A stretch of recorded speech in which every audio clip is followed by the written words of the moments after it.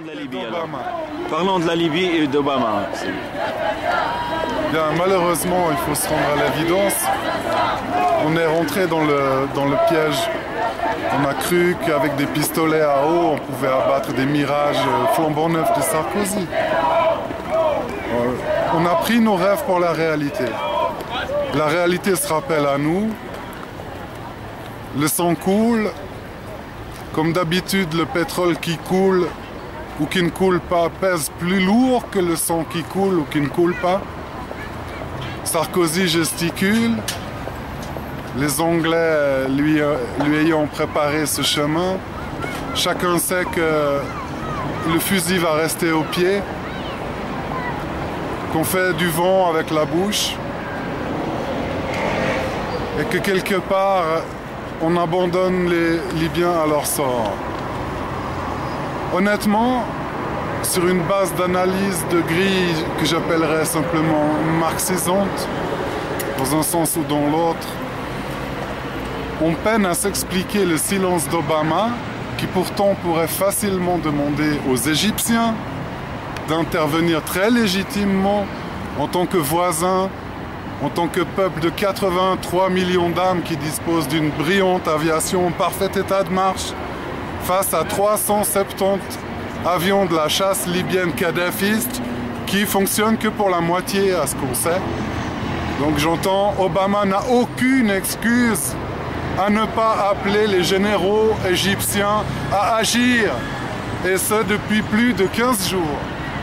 Bon, cet abandon, je pense, lui sera mortel, ne serait-ce que par le prix du baril de pétrole. Un grand spécialiste capitaliste américain qui assume ce rôle dans les médias américains depuis plus de 30 ans a affirmé que si l'administration, à un moment donné, américaine devait recourir au stock stratégique américain de pétrole, il s'attend à un prix moyen sur les marchés assez rapidement de 200 $ le baril dans la foulée. Il y a largement de quoi anéantir plus que les petits progrès réalisés sur le plan économique par toute l'administration Obama depuis son élection. Je pense qu'il ne cherche pas sa mort politique. Par conséquent, avant ce chiffre du baril, puisqu'il n'y a que le pétrole qui compte pour ces gens-là, il n'y a que lui qui pèse, en tous les cas assez lourd pour les bouger. Moi, je prends le pari qu'ils ne pourront pas attendre 200 $ le baril.